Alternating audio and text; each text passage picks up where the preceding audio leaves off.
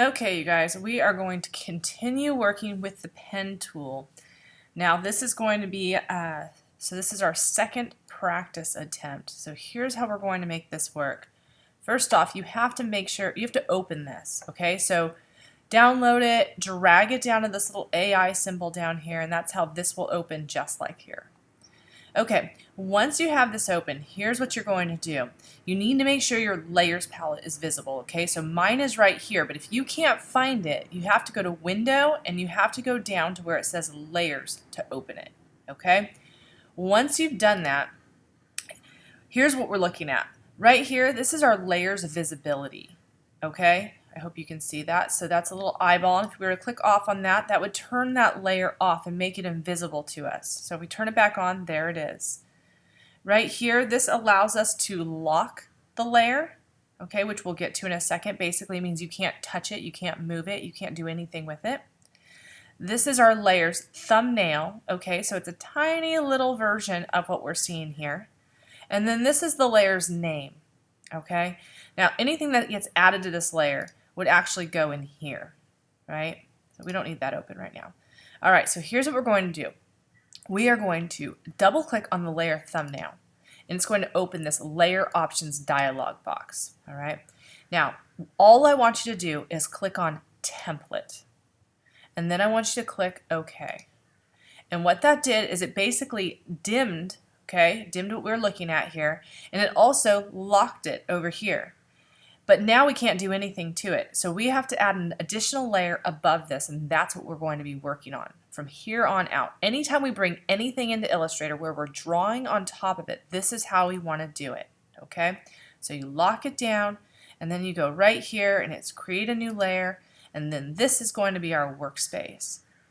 Okay, what you are going to do today is you are going to take your pen tool, and you are going to draw over each and every one of these.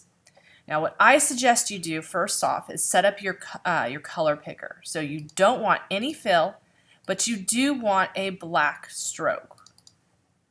Okay? That way you can see what you're doing. That did nothing, so let's try that again. There we go. Okay.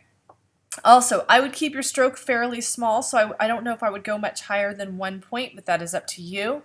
I would make sure over here where it says brush definition, you are in basic if anything else is available to you. And then what we're going to do is we're going to start, I'm just going to start with this one. It's the only one I'm going to actually help you with. After that, I think you'll have a good understanding of what to do with the rest of them. Okay, so here's what we're looking at. I'm going to open this, I'm going to make this a little bit larger by pressing Command+ on my keyboard, okay? And then in order to move this, I could just do this type of a thing. But if I press my space bar down, it turns into a hand, and I can move that right there in the middle.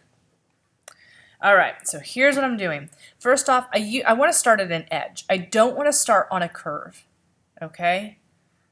Trying to control the curve right there is a lot more difficult than just starting here right on the edge. So I'm going to plot my first point right there, okay? My second point, now I want you to think of it this way. The idea of using the pen tool is to use as few points as possible. The more points you have, the more jaggedy your line it's going to look. So what you want is nice smooth curves, okay? And you can only get that by having a few points on here. So you want to use as few as possible. Now here's the next thing. How do you know where to put your points? Okay, so this is here's the rule of thumb. You plot points on floors, ceilings, and walls. Now here's what I mean by that. If you have a curve going this way, this would be considered a wall, right? You find the most outermost point, which would be right about here, okay? So if I were to draw a line down here, where would it intersect with it? It'd be right here. It would not be up here, and it wouldn't be down here. It'd be right there. So all I'm going to do is I'm going to plot my point right there, and I'm going to drag up because that's the next direction I'm going into. If I were to drag down, my curve's going in the wrong way. So I want to drag up. And here's the next thing. I want this handle to be perfectly straight. So I'm going to actually hold the Shift key down, okay, and to get that like that. So there's my first curve, okay? And remember what I said about walls, floors, and ceilings?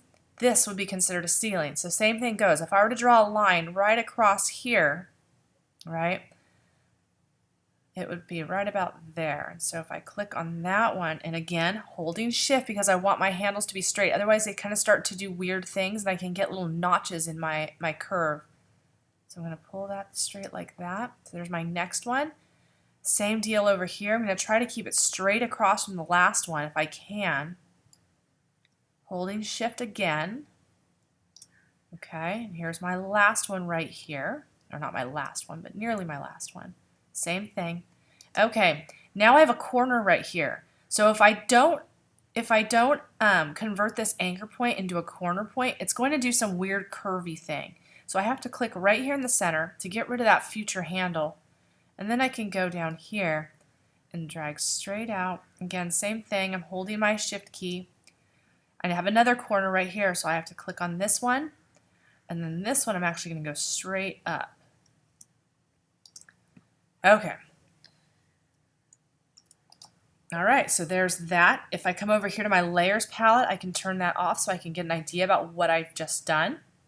All right, and it should be pretty smooth. There shouldn't be any weird notches. You should be able to tell where the points are necessarily.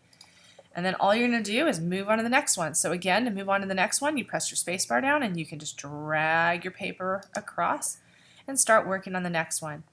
On this one, I would say you want to point here, here, here, here, here, and so on.